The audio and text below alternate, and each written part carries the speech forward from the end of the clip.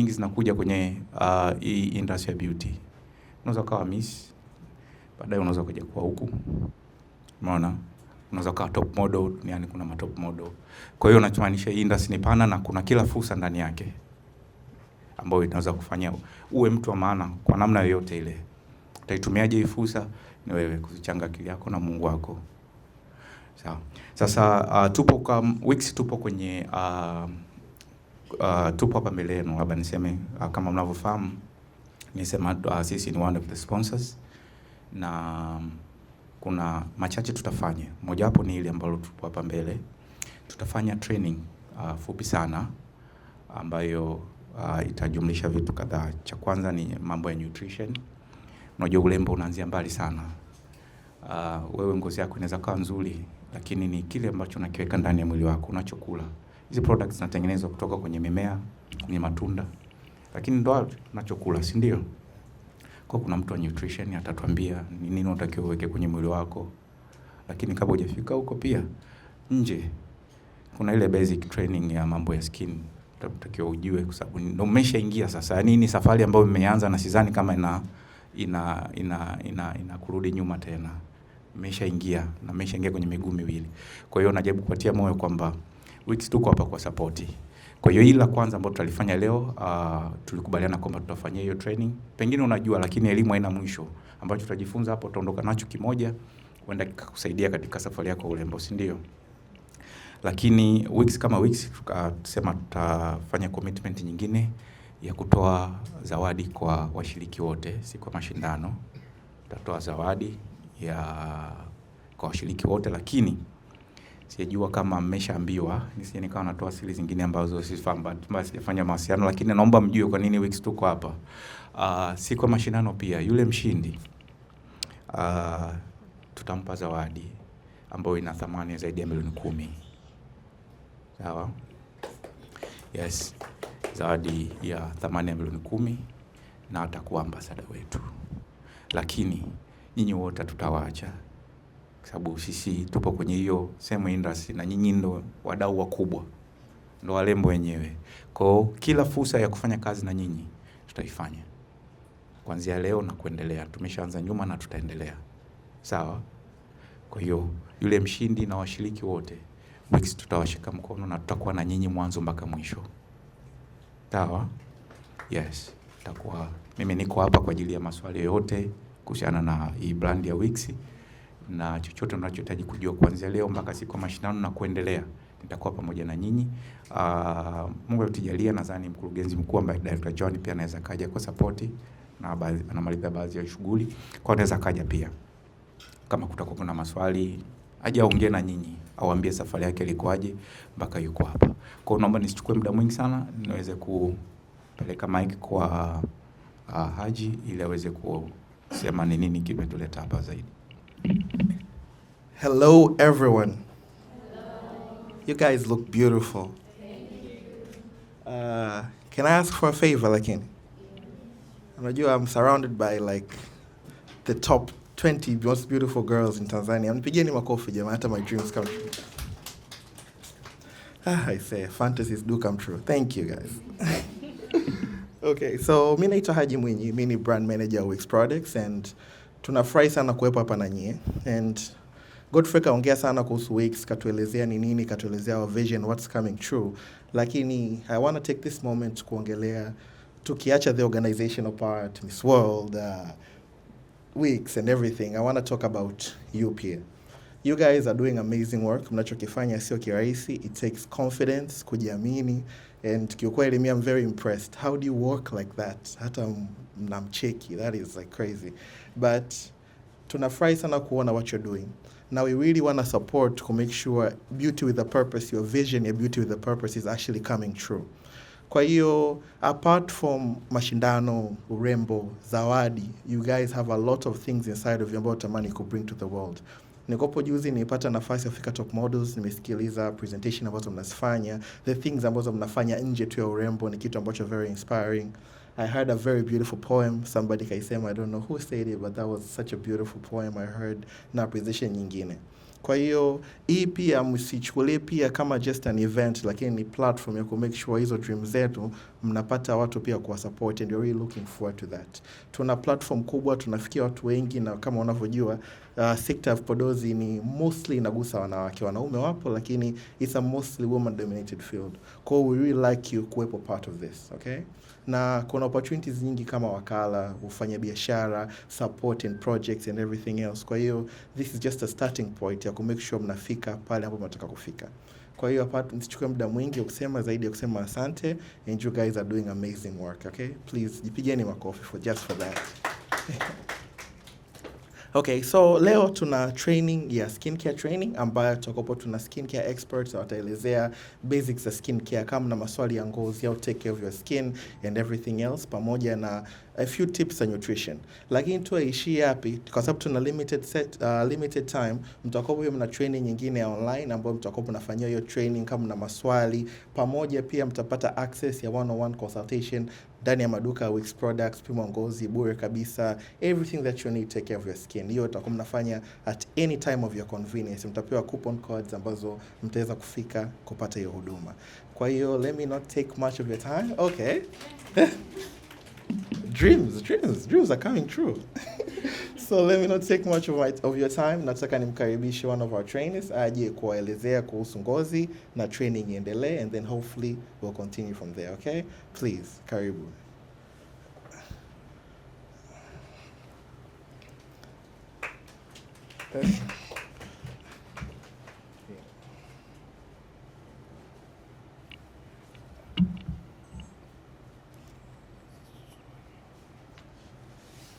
Hello, everyone. Would you want me to stand or to sit? Stand, right? You look so beautiful. Okay. Now, tumeongelea kwamba tutakuwepo hapa kwa ajili ya ngozi, lakini mimi kwa upande wangu, when I talk about skin, I'm talking about life, you know? Kwa sababu ngozi ni kitu pekee au ni organ pekee ambayo ukimwona mtu directly you know what is she or he doing, na ina affect sana when it comes to beauty. Okay, so today sitaki tu tuongelee how to take care of the skin, but nataka muondoke na confidence with whatever skin you have, okay, with or without makeup, and that makeup gonna look bomb from here onwards. Okay, so tukiongelea ngozi na nutrition together, we speak about discipline. Ukiona ngozi ya mtu, most of the time you can tell how much they take care of themselves, right? And sometimes unaweza ukaassume like they don't take good care of their skin, but mostly that is what it says. So ngozi generally it's consistency, strategy na intentional. Like skin quality, energy na confidence ya ngozi na glow nzima unayoiona kwenye ngozi ya mtu inakusaidia kujua pia what they are doing and what they are not doing. So leo tutajua what not to do even when you can do more. Umeona kama hapa sasa hivi we are having Wix, and you're going to have a lot of more opportunities kwenye urembo. Na mtu akisha kuona mrembo anatamani ya kutumia kwenye kila kitu. Lakini tunachoenda kuona ni vitu gani ambavyo unaweza ukafanya hata kama kipindi unaweza kufanya zaidi ili ku-maintain urembo wako, afya yako ya akili na afya yako ya mwili kiujumla. Okay? So I know most of you mnaelewa vizuri sana maneno mengi ya Kiingereza. Kwa hiyo points zipo kwa ufupi, but nitakuwa nazielezea a bit to save time. Sawa. Tukiongelea skin, we are not just talking about urembo peke yake, kwa sababu hii ni organ. Kama ambavyo ubongo wetu ulivyo, mapafu, moyo, your skin is an organ. Na ukisahau hilo utakuwa unafanya kila kitu without getting matokeo mazuri.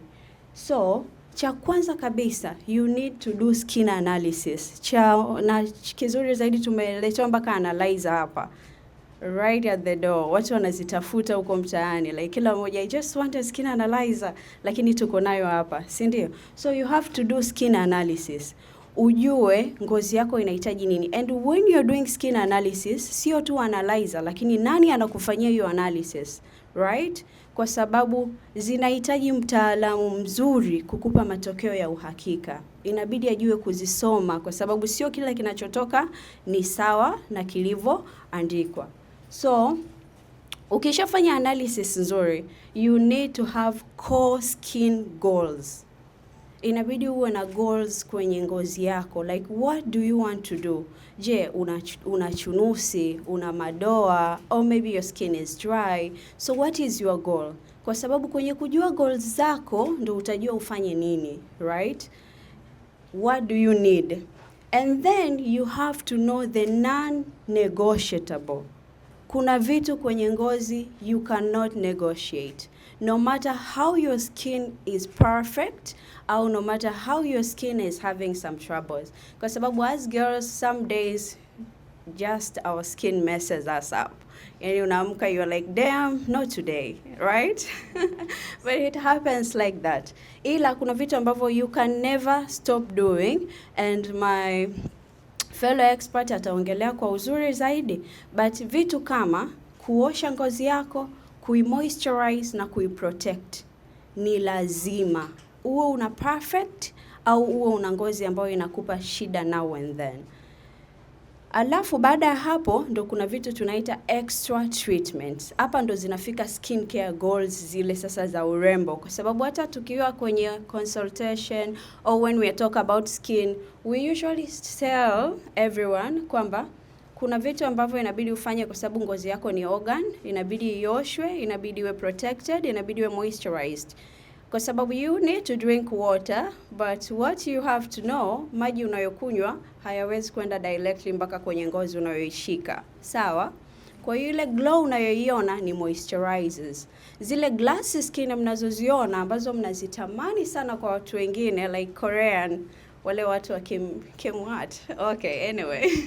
So, vile glass skin is an illusion, layering ya vitu ambavyo umevipaka juu ya ngozi, right? So, hizi extra treatments ndo zinafika serums, zinafika essence, zinafika toners, and they all have to be done according to what you need. You can't just use anything. And you, kama warembo, watu wengi sana watakuwa wanauliza haya maswali. Like everyone akikuona lazima akuulize unatumia nini, unapaka nini. Ni swali ambalo ni la kawaida sana kwenu. Kwa sababu mtu anakuona umependeza, you look good. So, siku zote muwe babalozi wazuri wa kuelimisha watu kwenda kufanya consultation na kujua vitu sahihi. Like mna platform kubwa ya kushauri kwamba unaweza ukatumia hichi, unaweza ukatumia kile, but please you can't just do that, kwa sababu unyie watu ambao ni kioo cha jamii, warembo, ndio mnakuwa watu ambao mnaangaliwa sana. Like what you do, I will want to do. Kwa sababu I just want to look like you. Okay? It happens. And then kuna procedures. Hizi procedures ndo kuna hizi vitu mnasikia microneedling, fillers, mkisikia botox. Hizo zote ni extra treatment ambazo zinaenda kufanya beauty enhancement. And it's not a bad thing, but they have to be done kwa utaratibu mzuri. And then kuna vitu ambavyo ni cautions. Hizo mtu atakwambia ambaye ni mtaalamu wako wa ngozi, and you must ask. Ukifika kwa mtaalamu yote wa ngozi, ukifika kwenye kufanya consultation yote, ask vitu gani sitakiwi kufanya kwenye ngozi yangu at this age. Okay? And then kuna general body wellness and lifestyle. Here is where Here is where kuna kitu kikubwa ambacho tunakiignore.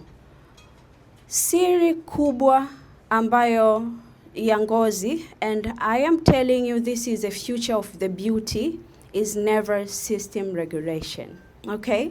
How you manage stress, how you manage your brain, how you manage your total lifestyle is what the future beauty is. So you really have to know how to take care of your body. And I know most of you are doing, kwa sababu tayari mko kwenye industry ambayo requires a lot from you, okay? So you have to do general body wellness, and when we talk about skincare, don't forget about your body. don't forget to moisturize because ngozi yetu ya mwilini ni kavu sana kuliko ya usoni. Hata kama ukiwa una oily skin, you will notice una oily skin usoni but you have a dry skin. Unaona miguu yako iko cranky. Unasema mbona miguu yangu mimi haiko kama ngozi? Kwa sababu ya distribution pia it's different. So we'll talk more about it tukiwa on one-on-one. I guess hopefully we will have that. And then there is nutrition.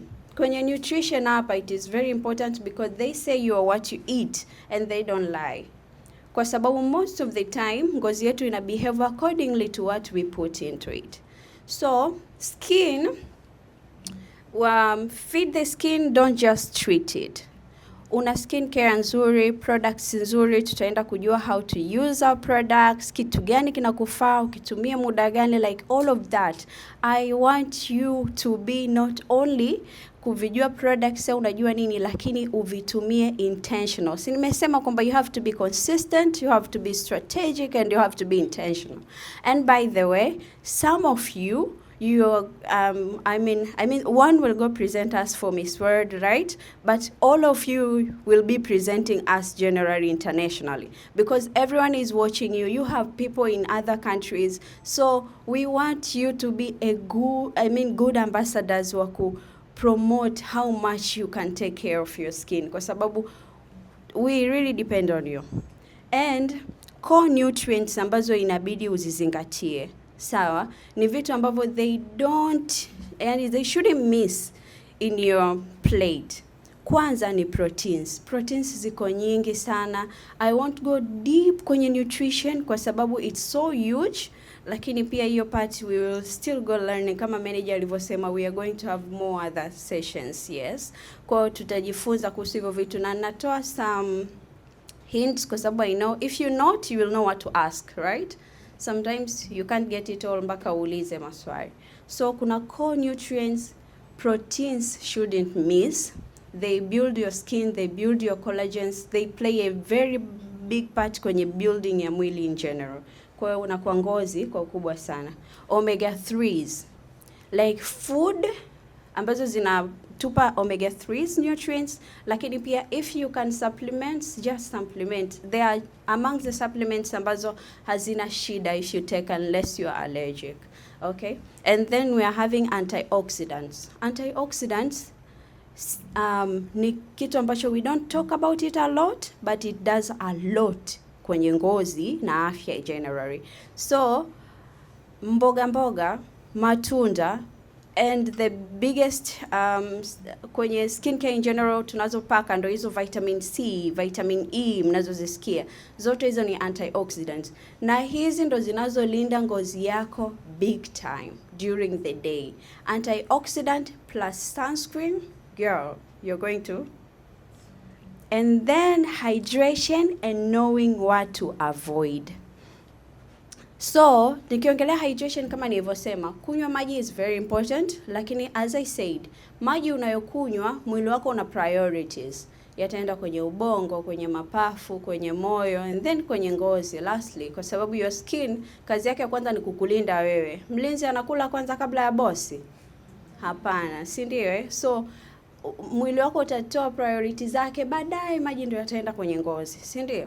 Kwa hiyo you need to drink a lot of water kwa sababu ukinywa kidogo tu mwili utaenda kupea organ nyingine, your skin will remain haina chochote. Hata kama ukiwa una hydrate, yes, una moisturize. Moisturization itakaa juu ya ngozi, lakini kuna layer nyingine za hapa katikati zinahitaji maji kutoka ndani. It's a bit of science, but I guess there is enough, right?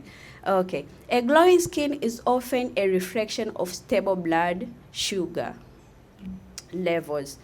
Ukiwa una blood sugar levels nzuri, unakula vizuri, unakula kwa wakati, inakusaidia sana ngozi yako itulie. Kwa sababu what sugar zinafanya kwenye ngozi zinaenda kutrigger hormone ndo zinaenda kutrigger acne, dryness and a lot more. So you really have to know what to eat, when to eat. Na nimesema sitaki kuongelea sana kwenye part ya nutrition zaidi ya vitu vya muhimu kwa sababu everybody's body behave different. Okay? Kuna mwingine ana high insulin resistant, mwingine ana low insulin resistant. Kwa ni vitu ambavyo you have to understand how your body behaves when you eat sugars, when you eat some certain of food. Like, watch it, we only live once, si ndio? Ujue mwili wako kuliko chochote. Know how your skin behaves kuliko everything. Hata ukienda kwa daktari unamuelezea, unajua kabisa this is what happens to me. Kwa sababu some people, which is very funny, sometimes anafika anakwambia this is my skin, look at me. Okay, I see you. I see you. What is going on with it? Iangalie ngozi yangu. Wewe si unaona kuna shida. We really can't point out what is wrong with you without you telling us. Kwa sababu mimi naweza nikakutana na wewe, nikakuona una madoa, si ndio? Nikakwambia mbona ngozi yako ina madoa hivyo? Kumbe upo hivyo toka ulivyozaliwa, something genetic. I will trigger something ambacho hakipo pale just for you not explaining yourself. And then tukifanya skincare, tukajua about nutrition, kuna something tunakiita maintenance. Ukishakuwa na shida ya ngozi ukaitibia, ukajua how to take care of yourself, about your skin, your body in general, kuna vitu ambavyo ni lazima ufanye ili maintain a good health, ili maintain a good glow, ili maintain some things ambazo tayari umeshazifanya. Kwa sababu changes ziko. There is nothing like you will wake up every day with a perfect skin. Japokuwa kuna watu ambao wanakuwaga hivyo, they are perfect muda mwingi kwa sababu genetically wako hivyo. Ndio maana swala la comparison inakuwa ni ngumu sana kwenye upande. So kwenye maintenance kuna hair.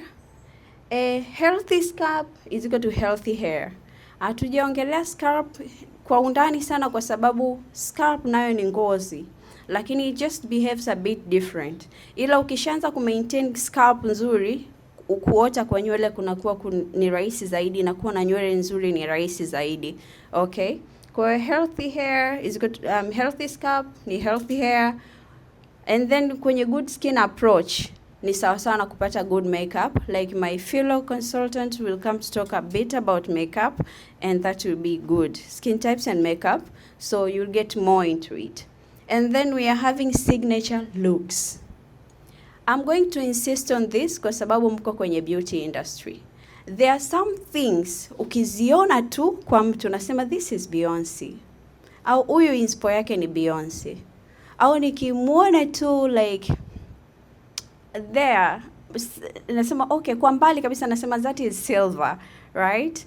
Kwa sababu I know Silver ana nywele kaweka hivi, and then she always wears specs, and then she puts cat eyes. Like there is a signature look ambayo iko kwa Silver, Sharon, editor, and my namesake Paulina, Glory. Like everybody is having their own signature look. This is very, very important kwa sababu when you have a signature looks, you are going to have an identity, you are going to give us consistency. Kuna ile kitu ukifanya unatu attract my fans. Like we love you because of that. You are allowed to be anything you want, but kuna kitu kikifanya unatufanya tuwe consistent. Unajua ile you keep us into your cult. Ndo fans zako kwa sababu you do that. And then inakusaidia sana kuto kufanya experimentations. Kwa sababu kuna vitu huwezi kuvifanya last minute, especially kama wewe ni uko kwenye hii industry ya urembo and stuff like that. Kwa sababu kuna vitu ukijaribu last minute, they are going to mess with your skin, with your health, and then uta lose confidence, and then some things can be just lost just like that kwa sababu umejaribu last minute. Ila ukianza mapema, manake utakuwa consistent na routine yako, utajua unachokihitaji, utajua cha kukiavoid, lakini pia ita boost confidence yako. Unajua kutoa madoa inaweza ikachukua miezi 3, 6 up to a year. Do you know that? Lakini how many of you mmekuwa na madoa mmejaribu some serum 2 weeks mkaacha? Wengi, si ndio? Kwa sababu gani? You lack knowledge. Hukujua, labda aliyekupa amekwambia tu hii inatoa madoa, lakini hajakwambia tutachukua miezi 3 ili doa kutoka, kwa sababu ni doa lililokaa zaidi ya miezi 6. Okay? Now when it comes to us, skin of color people, ngozi yetu inaonekana au inakuwa termed as strong, but it is very delicate. inachelewa kupona, especially kwenye stress.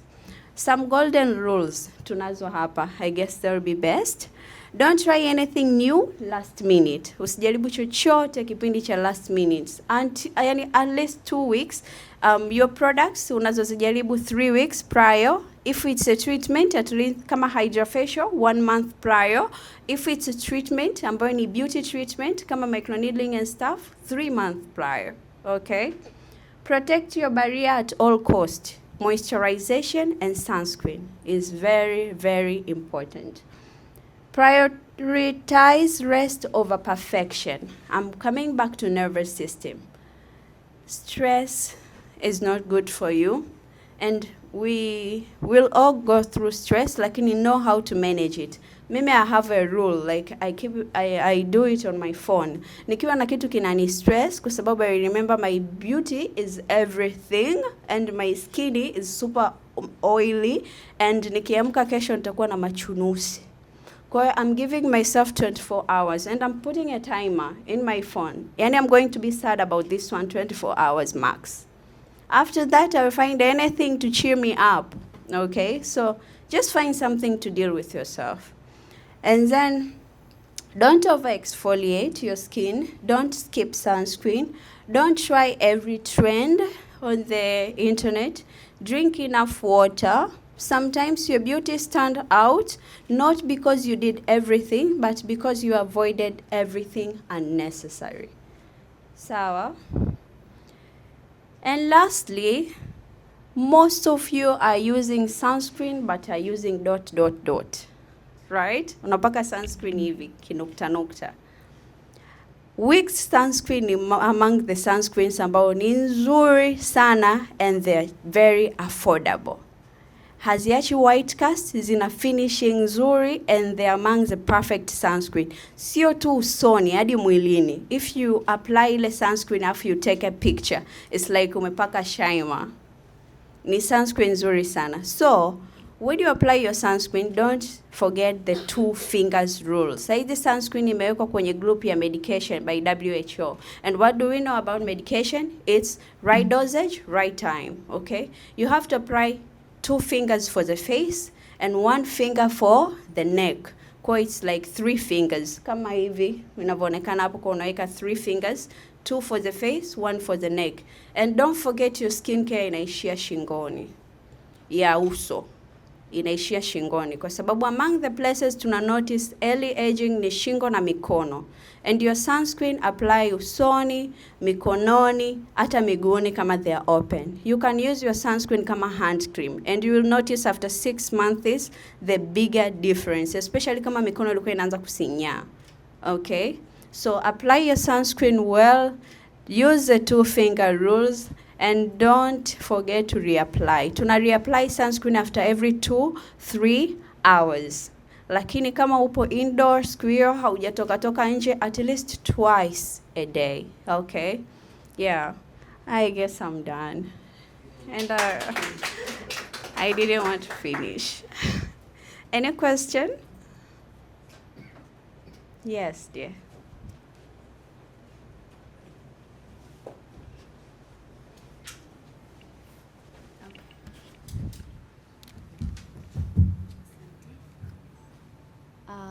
Swali langu, I want to ask, talked about skincare and nutrition.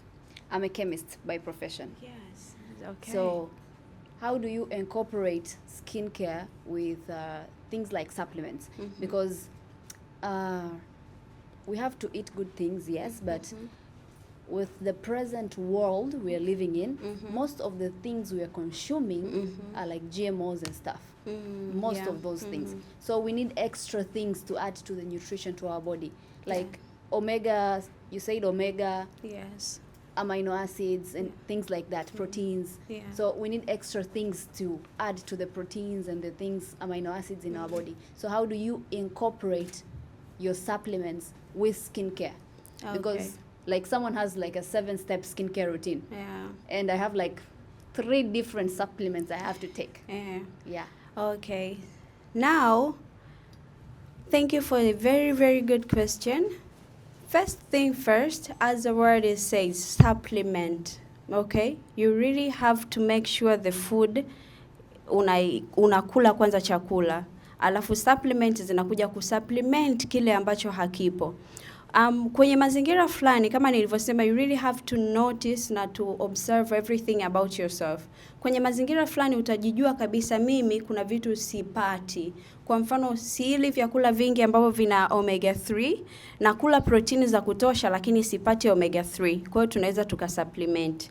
Na kwenye kutumia supplements, we really have to watch on the 3 things. Cha kwanza, brand ambayo unaenda kununua hizo supplement. Sio kila brand inatoa supplements nzuri. Kwa hiyo you have to do a very good research. Ndio maana tuna recommend sana ukitaka kufanya supplements, either kutana na daktari au kutana na nutritionist, kwa sababu they know the best brands. Tofauti na ukichukua tu mtandaoni. At least go for the first time, meet them, afu baadaye utakuwa unanunua mwenyewe baada ya kupata knowledge. Okay? Cha pili kwenye supplement, jua unataka supplements zipi na kwa nini. Kwa sababu supplements zinaenda just to supplement what you miss. They are not going to replace the food you don't eat. Sawa? Usiseme kwamba mimi sili proteins nitakuwa nakula collagen supplements. They are not going to do anything kama upati proteins. Na kwa uzuri ni kwamba ndio ni products, vyakula vingi ni GMO and stuff, lakini bado kwa Tanzania bado hatujafika ile level kwamba kila kitu, like bado tuna chakula kizuri.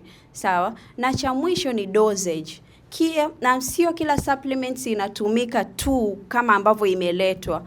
Umri wako, uzito wako na mahitaji yako yatadetermine unahitaji dozi gani ya supplements kwa ajili ya kitu ambacho unakitaka kukiachieve. So the 3 things, the brand, the needs of your body, and then the dosage is very important. Kwa sababu kuna supplements nyingine huwezi kuitumia peke yake. You need to use hiyo supplements na supplement nyingine. Kwa mfano vitamin D supplements. You can't just use vitamin D peke yake. You need to use vitamin D to add na K something, if I'm not mistaken. Yeah. Yes. Question there.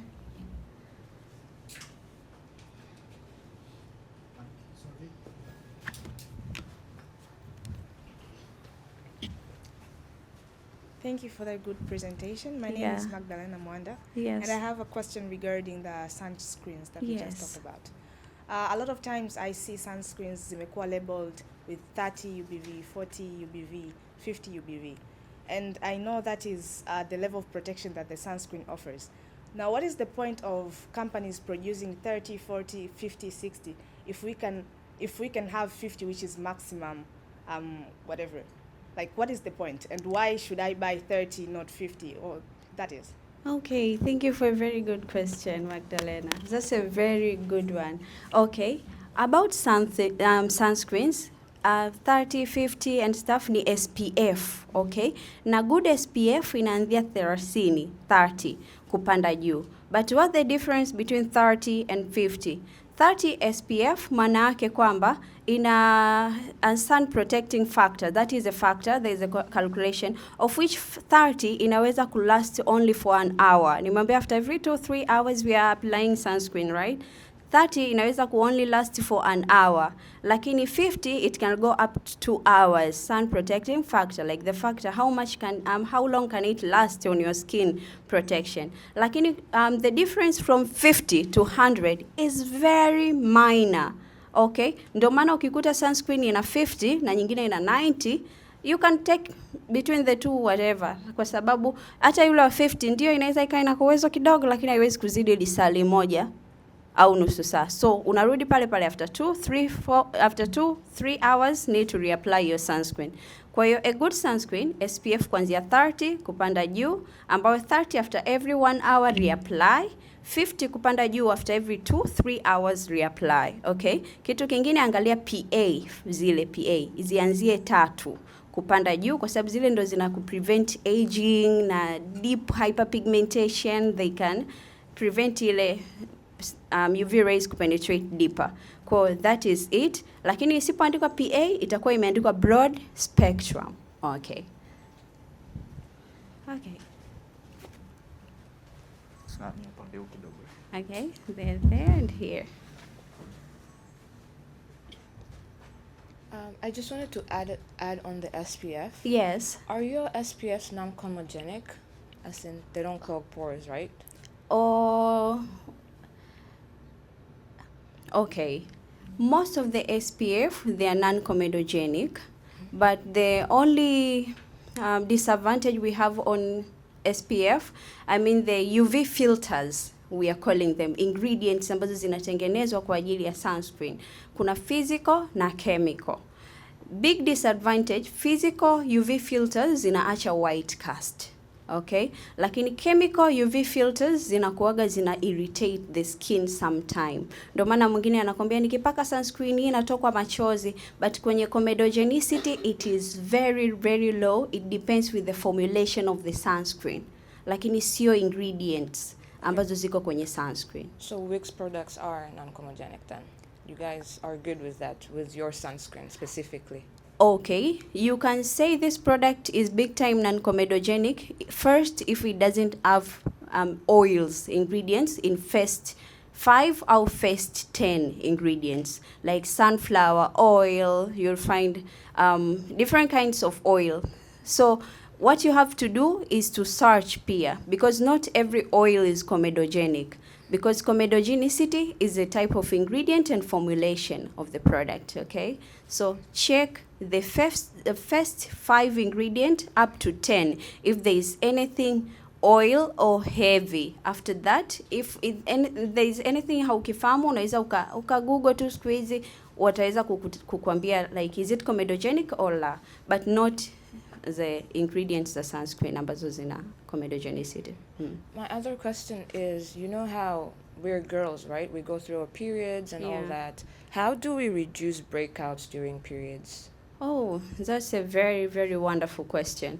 So, during period, we are having some hormonal changes. And as said, chunusi zinatokea kwa sababu ya mabadiliko ya hormone big time. Yani the biggest factor kwenye chunusi huwezi ukakosa hormonal changes. So what you have to do, cha kwanza you have to know kipindi gani unapata chunusi. Unapokaribia period, ukiwa period au after period. Baada ya hapo, what you have to do ni products unazozitumia. During kwa mtu ambaye anapata chunusi akiwa kwenye hicho kipindi, kitu cha kwanza ni increase siku za exfoliation. Kwa sababu what happens mpaka unapata chunusi, pores zinakuwa clogged. Okay? Kwa you have to exfoliate. Kama ulikuwa una exfoliate mara moja, at least fanya mara 2. Cha pili, tumia lightweight products. Moisturizers, hakikisha ni very lightweight na sio comedogenic. Alafu kitu kingine, tumia pimple patches kwa sababu you can never kuzuia chunusi isitokee. Especially zile zinazotokea za chunusi zinakuwa less than 5 most of the time. Kwa hiyo tumia pimple patches ili usipachezee, lakini at the same time pakipona pasikuachie doa ambalo litakuwa stubborn. Okay? Kwa hiyo use your pimple patches. Kitu kingine you can use zile ambazo ni tubes zinasaidia kwenye calm inflammation like benzoyl peroxide, or if you have a benzoyl peroxide cleanser can be better. Do you guys have pimple patches as your products? For now, Wix we do not have, but hopefully, manager, please let's bring pimple patches. Yes. Thank you. Okay. I guess we should start here, manager. Alianza huyo. Okay. Yes.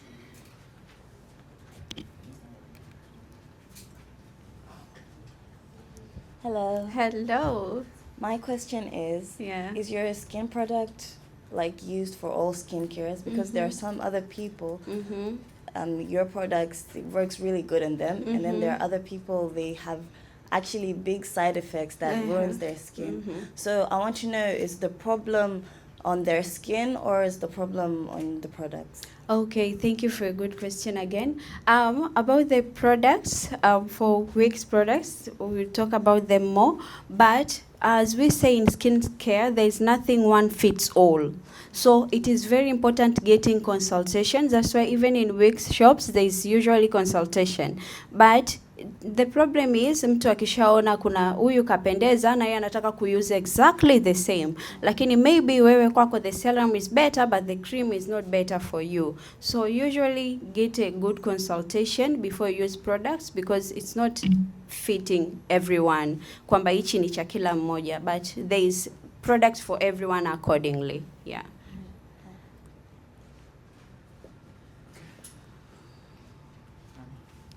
Okay. Point.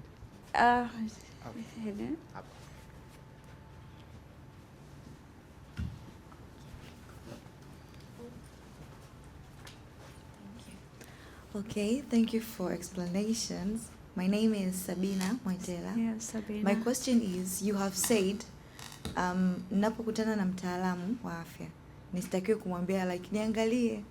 Unaona ngozi yangu. Yes. Also, there are other people, we don't have that knowledge of understanding what is wrong with me. Is there anything that yani naweza nikaja tu kwako nikakwambia be free, do whatever you want, nipe ushauri hivyo, naweza nikafanya hivyo without me knowing what is going on? That's my question. That's a very good insight, kwa sababu what we really mean there, tokea umetoka nyumbani mpaka unaenda kukutana na mtaalamu, there is that push ambayo imekwambia naenda kukutana naye kwa sababu hii, si ndio? Kwa hiyo that is what you have to tell them. Mimi nimefika hapa kwa sababu chunusi zangu haziponi, au nadoa ni very chronic, au my skin feels very dry. Hiyo ni one of them. Lakini cha pili anachoenda kufanya yeye ni analysis, si ndio? Ataiangalia your skin generally, atakuuliza maswali, they will take a history. Baada ya hapo atakushauri kwamba kwa hii concern yako uliyokuja nayo, lakini kuna 1, 2, 3 cha zaidi. Lakini what's your goal? Unajua, kwa sababu kuna concern unaweza ukaiona lakini kwako sio big concern. Kwa ukishamwambia goal yako ni rahisi kuweka routine yako vizuri, and then you reach your goals, and usually in steps. Mtu anayekwambia na kutibu chunusi harara kila kitu in 1 month, you have to get a red flag. Yeah. I'm there, right?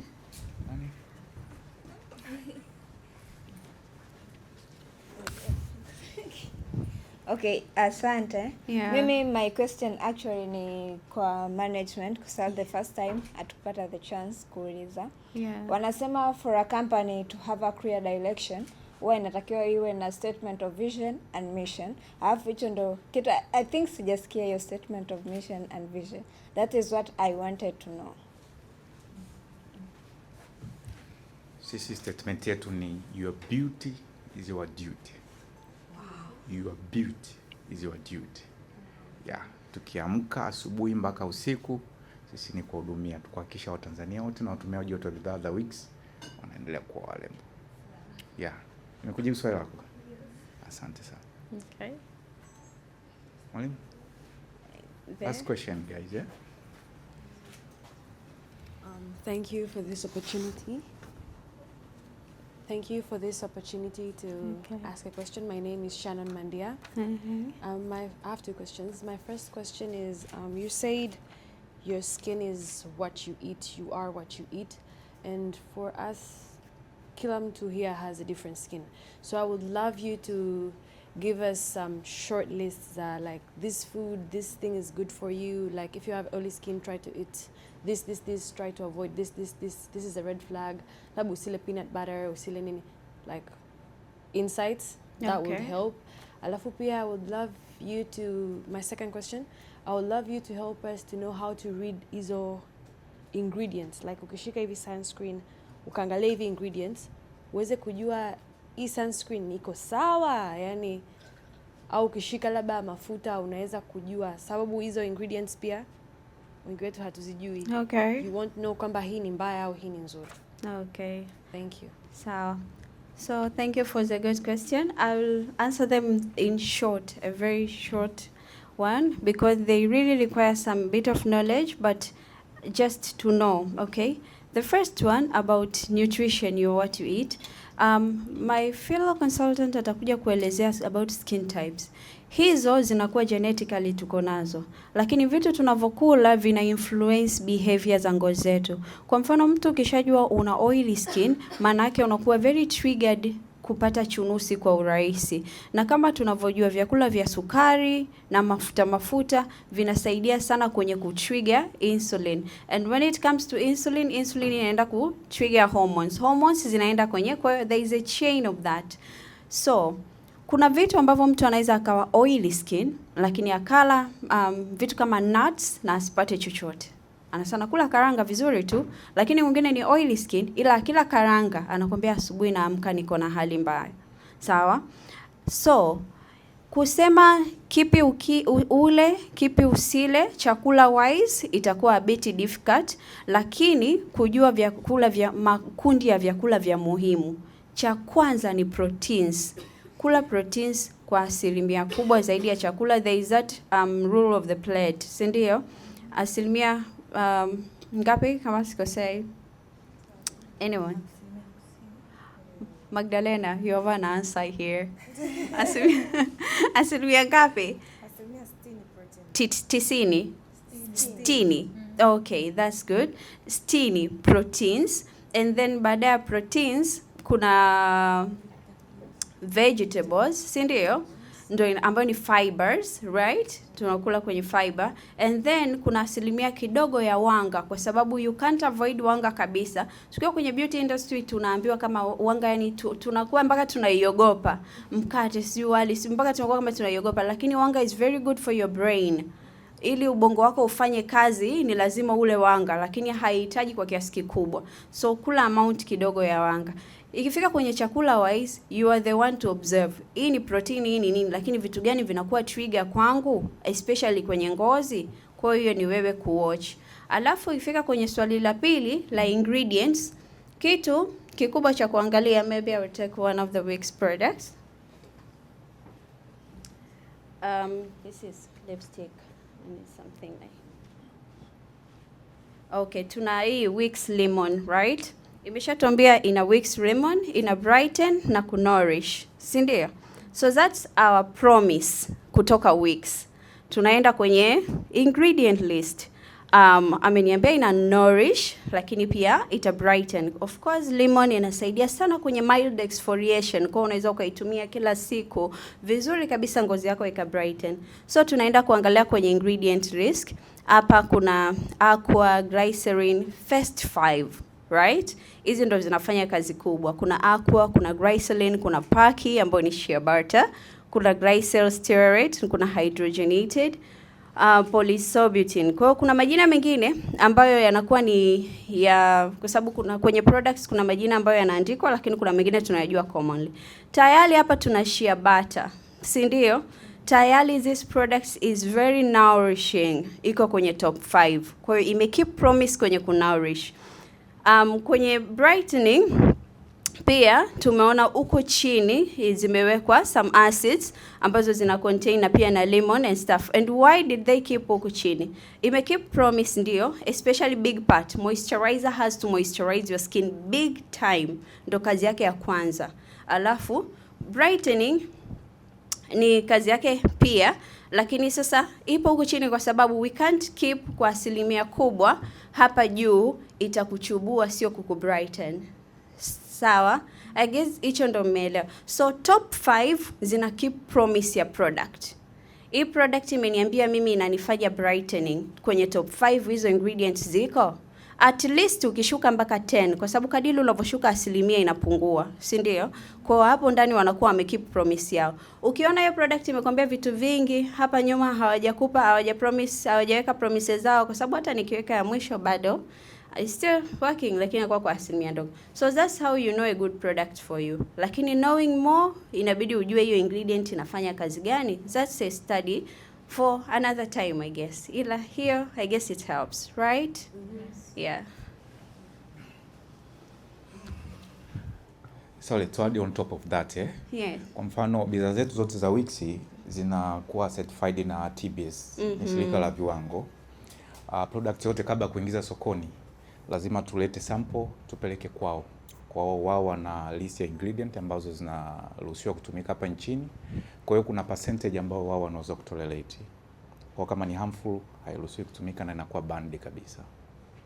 Kwa hiyo bidhaa zetu zote almost 70% ziko certified, zingine zote ziko kwenye mchakato. Kwa hiyo swala la ingredient ni muhimu sana, na nadhani sisi Wix tunalizingatia kuhakikisha kwamba matumizi ya product zetu yanakuwa salama kwa watumiaji. Nitaka tumia hilo. Asante sana. Yeah. Okay, that's a very good adding point, kwa sababu products zote ambazo ni genuine lazima ziwe certified na zikaguliwe. lakini kuna product ambazo nyingine unakuta wameandika ingredients ambazo ni kali, pia ziko top 5, inabidi ujiulize mara mbili. Sawa, ndio maana ni muhimu sana kupata ushauri mzuri, lakini pia kujua brand nzuri. So I guess for today, thank you so much.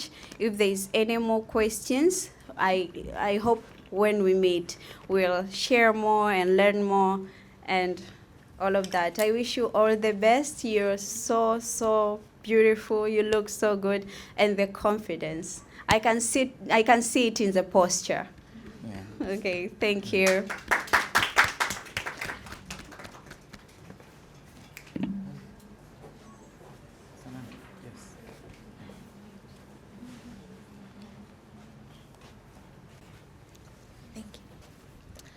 Okay, we usually praise makeup for its beauty, right? As in, unamwangalia mtu and you're saying, oh my God, that makeup is flawless. Who is your makeup artist? Who did your eyeliner? Who snatched that eye? Oh my God, you see?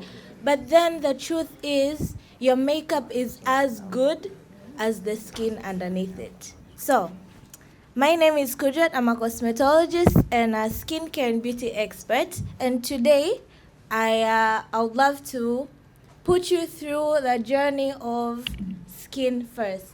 The science behind any flawless makeup. Now, we usually have this policy that in your skin condition determines the makeup outcome, right? What is your skin condition? Unapitia nini? Is your skin texture okay?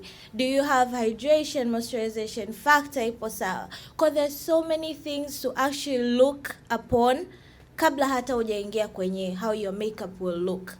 So I'm ignoring the skin of the legs and hands. I am focusing on our face because, the reception area is a must. First appearances, always first appearances.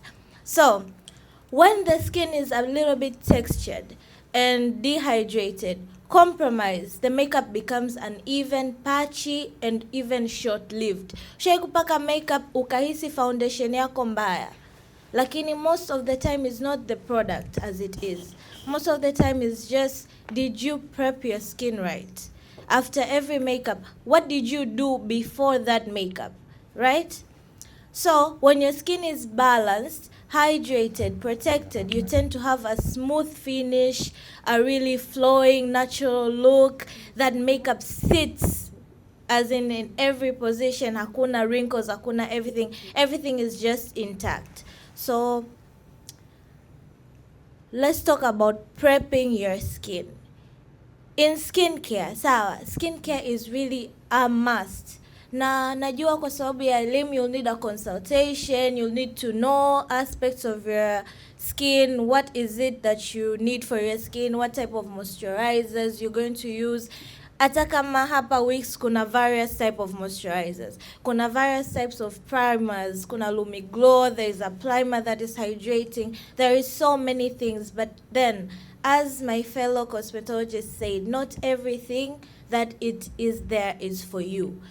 You have to know the basics, you have to know your skin in order for that finish to be as good as you want it to be. So, the basic skincare routine is a must. Hata kama haujui nini ufanye exactly for your skin, but you can start with this. So, we do a cleanser, moisturization, and protection. Sawa. This is basic. Kwa nini cleansers? This is the part where you remove everything. And this is really important kwa sababu kumbuka kuna uchafu, kuna umetembea, kuna vumbi, kuna joto, kuna wewe mwenyewe your skin feel, kuna oils ambazo umepaka na makeup ambayo umepaka. You don't want to sleep with all that. Kwa sababu the next morning usipoitoa vizuri usiku wake, the next morning utaanza, mbona ngozi yangu a little bit irritated, ngozi yangu mbona imenani, kumbe it's not the makeup, it's just like ulivolala, umelala na nini, umelalaje, umelewa. So cleansers is a must have. Make sure kwamba unatumia maji mengi, unaosha uso, double cleanse kwa sababu we are layering a lot. Sawa. Always use an oil cleanser. Kama cleansers za Wix zipo, double cleanse it. Use it once. Ukiona kwamba haijatoa uchafu kabisa, use it again. Sawa. You can use some toners that are there. It just helps clearing everything up. A moisturizer. Hapa you have to know your skin before you actually use a moisturizer. Ili ujue what type of moisturizer that my skin needs. Okay. Kwenye hapa it's more of scientific, but I'll just brief it out. There are 3 types of moisturizer hapa. Kuna humectants, occlusives, and katika hizi moisturizer unakuta kuna moja that absorb water, absorb sana kwenye skin. Kuna nyingine ambacho it's a bit oily kama occlusives, right? So in any moisturizer that you pick for your skin, you really have to know what that moisturizer does. And hapa sana ni experts watakwambia what type of moisturizer you use, but then unaweza ukaangalia ingredients like glycerin, unajua kabisa hii ina shine. Ukikuta ingredients like hyaluronic acid, you'll know like this is a humectant, ina absorb maji. So there are some ingredients that you get to learn and you'll just get to see kwamba this is a good moisturizer for me. Lakini kitu kizuri about most of the products ni kwamba unaambiwa. The packaging states it all. When you see a product kama the one that my fellow colleague reviewed, kabisa umeona wamekwambia this is a lemon glowing moisturizer. That sentence is not just there. In any package, in any product, angalia sentence wamekwambia inafanya nini na kitu kinachofanya is something that you're looking for. Don't just pick a product because somebody else has picked the same product. Pick a product according to your needs, wants, and how it will feel to your skin. Sunscreen. When you apply makeup, that doesn't mean kwamba unabidi uskip this. Sawa. Yani, this routine is an important prep. Always wear your sunscreen kwa sababu your sunscreen hapa ndo tunakuja kwenye protection of your skin. Your skin underneath it, the more healthier your skin feels, the more you will have fun with your makeup. So make sure that this process is followed and really loved, and make it a routine that you love and you're actually doing it. Now, tukija in a more scientific view, there are 4 types of skin types. Tuje kwenye skin type. Kwa nini naongelea skin type? Kwa sababu wewe na mwingine wote hamna ngozi sawa. This is a little something that I prepared for you, ili najua muda hautoshi, there's so many things to talk about, but then in a brief way I hope this helps. There are 4 types of skin, where kuna dry skin, oily skin, a normal skin, and a combination skin. A dry skin is just technically hauna mafuta ya kutosha. Your body does not produce enough sebum production for the natural moisturization factor of your skin. So you have dry skin. Now, most the characteristics of dry skin unakuta it's a bit tight, the makeup haikai sawa vizuri because you already have dry skin as it is. When you use the wrong makeup, unaweza ukatoka hapo unaona mbona it's a bit ashy, mbona kana vumbi, mbona it's not giving what I wanted to give. It's just your skin underneath. The types of to-go-to makeup or to-go-to products are usually the hydrating ones. Find products ambao wanakwambia ni hydrating primer, a liquid or cream foundations. Obviously uta-match your shade and so on and so forth. You guys, you do you. But then just look at this aspect kwamba angalia if it's very hydrating, if it's a liquid or creamy foundation. Sawa. And avoid matte products unless unajua kuna ile customize a look, then that's okay. But then for an aesthetic, yani for a makeup look that you want to look flawless and everything, if you have dry skin, matte products are usually dry products. Sawa, ni powdery products sana. Ukilea up a matte foundation, a hard liquid foundation ambao ni nzito, ukaja ukaset with powder, lazima the finish would, hata kama ukiweka setting spray, lazima the finish would not look as bright or as even as the rest of your skin. So make sure you know your skin type, and for a skin type that is dry, to go to products are usually the hydrating products.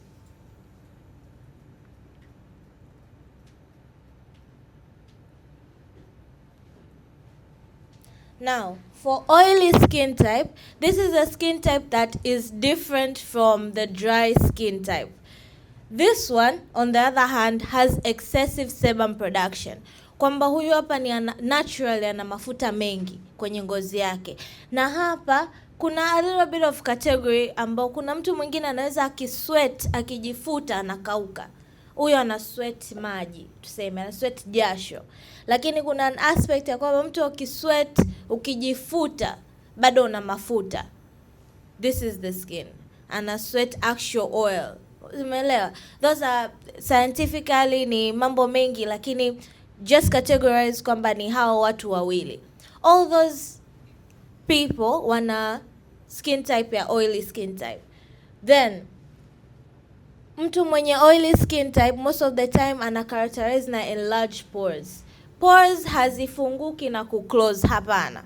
Scientifically that is not happening. But then kuna ile ya kwamba mtu ukimwangalia kama vitundu vyake vinaonekana zaidi, enlarged pores. Usually watu wenye oily skin type wengi wana enlarged pores. So to go to makeup look is usually the opposite of the dry one. Kwa huyu matte foundation na oil free mattifying primer and a drying setting spray, it is the perfect combination. Kwa sababu when you layer up bado unakuwa unakale ka mwanga, ka glow that is not just like a good glow, it's like a sweating glow. When you set with a dry primer or a dry setting spray, ina reduce all that. Sawa. Huyu lakini pia anaweza akatumia, there is a product that is a Lumi Glow, for instance, Wix primer. That is very hydrating for any skin type. Kila mtu anaweza akatumia hiyo kwa sababu hydration doesn't determine or doesn't ruin your skin appearance. Hydration is a must. Ila oils, on the other hand, moisturization, that is something that you need to realize and you need to actually know. Sawa. Combination skin. This is a skin I like to call it confused. My personal preference. It's a confused skin because this is a skin type that has both the skin type. Can you imagine? It doesn't like to pick. Yani in a dry and at the same time in a oily skin. Wapi in a dry, wapi in a oily skin, that is another case. But then kuna part wanaita T-zone. Kuna mtu shai kukaa ukasweat tu hapa, then huku you're very dry. Au unakuta una sweat kwenye mashavu and you're like, what is going on? I'm like, why am I dry here and other places are very confused? So this is our skin type. Na huyu approach yake is very different kwa sababu this, my friend, is bougie. Anataka atumie all the products. Doesn't like to pick. So there's a place ambayo you'll be using the matte products and there's other place that you'll be using the hydration products. Kwa sababu kuna some places of your skin they are dry and some places of your skin that are oily.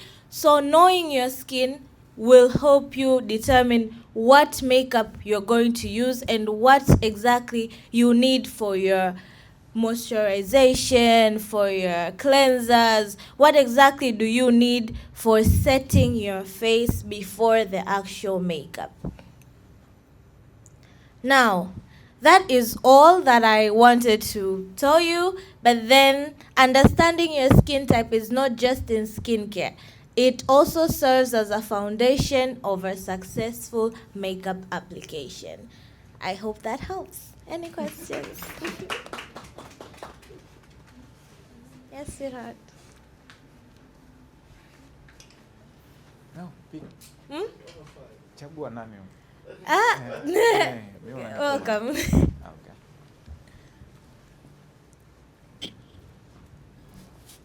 Hello. Hi. Actually, I was waiting for this moment to say I love your skin tone and your color. Your outfit color is my God, thank you. I like that. Slay queen. And now back to my question. I can say I have an extra dry skin, except for the tip of my nose. Most of the time, if I do makeups or just my normal activities, it sweats a lot. Ila nikifuta, it's just back to dry. Does it mean this part is oily, or it's just I have excess water here? Excess oily skin. Kuna a type ya kwamba you might think you have combination, lakini unaweza ukawa ina category ya oily skin, but then sebum production ya sehemu hii it's just a little bit extra. Sawa. Kwa hiyo what to do, kwa sababu we're trying to fix things hapo na hapo, you could try setting powder, unaweza ukatumia like wipes. There are so many products that you can use ambayo inaweza ika help with the oil production, lakini pia unabidi ujue what triggers it. Before that experience, before you sweat, ni unakuwa kipindi gani, anaangalia nyuma nini kinatokea kabla that reaction. That will help you solve a lot. Kwa sababu unakuta saa nyingine labda it comes back maybe when you're stressed. Kuna watu wana sweat a lot. When you're nervous, sweats a lot. Yeah, so angalia what triggers it. So the sauce will help you solve it perfectly. Oh, I get it. Yeah, umeelewa. I'm always stressed. Yeah. Don't be, girl. You look gorgeous. Nini Ali. Okay.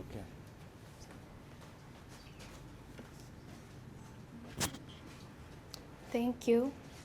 Sorry, I have a question. How can we deal with a hairy skin? Are there products that we can use to reduce the growth of hair? And is it okay for a makeup artist to shave my face before doing my makeup? Okay, that is a very tricky question, cause naweza professionally I can say that it is not safe, kwa sababu there is a medical procedures called dermaplaning, sawa, ambayo actually wanaenda with procedures of removal of facial hairs and all that, wana set with the right products, so on and so forth.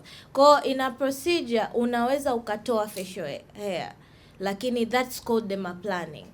Doing dermaplaning for a person that did not learn about doing dermaplaning, that is a tricky as a professional to give you the right answer, kwa sababu I would have said it's a bit not professional to shave just as wewe kushave, kwa sababu there's so many things. Ukikata nywele, the growth inakuja nzito zaidi, sawa. Kwa hiyo taking care of it after dermaplaning, ukishave kumbuka kuna risk of sensitivity, you have to reapply your sunscreen sana, and after dermaplaning unaenda kwenye makeup. Kwa hiyo reapplication of sunscreen won't be possible pale, kwa sababu huwezi ukapaka makeup afu ukataka kureapply sunscreen. The best way to go about it, if you have a lot of facial hairs, you can perform dermaplaning. Nenda kwa expert, fanya dermaplaning, and it won't like, ukifanya a good dermaplaning, facial hair kurudi is not like leo afu next week. It's not, it takes a little bit of time, it takes a little bit of growth pale. Na utapewa standard procedures, utapewa ushauri wa kutumia the right product ili ngozi yako iwe well protected, hata kama unapaka makeup, hata kama there are so many layers you're putting onto it. Kwa hiyo, if your makeup artist is a professional, she can perform dermaplaning.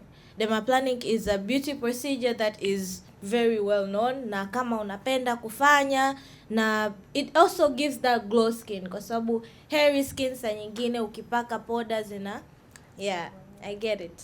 Okay, thank you. So I hope I answered your question. Yeah. So you can shave facial hair. Sorry sana jamani. Tupo nyuma muda sana. Yaani niliambiwa maswali matatu tu. Sasa tutajaribu kuarrange kitu kingine. Nilisema tuna sessions zingine zitakuja. Sawa? Kwa sababu kule kuna watu wanaosubiri pia. Kwa kama una maswali ya document somewhere, alafu tutatoa namba ambayo Thank you for giving me this opportunity. You're welcome. Okay, now my question is a bit realistic. It's about texture. Okay. We get to see celebrities. I'll speak about them because they're public figures. You get to see a celebrity, maybe a picture of a paparazzi and what she or he posts. And in terms of application of makeup, on the before picture you see a lot of textures, and after you see a bit of a curated photo. So I wanted to ask, with them having access to better nutritionists and yet they still have that issue, could it be because of maybe too much application of the makeup, or could it be just it's human, or it's just normal to have a textured skin? It's skin.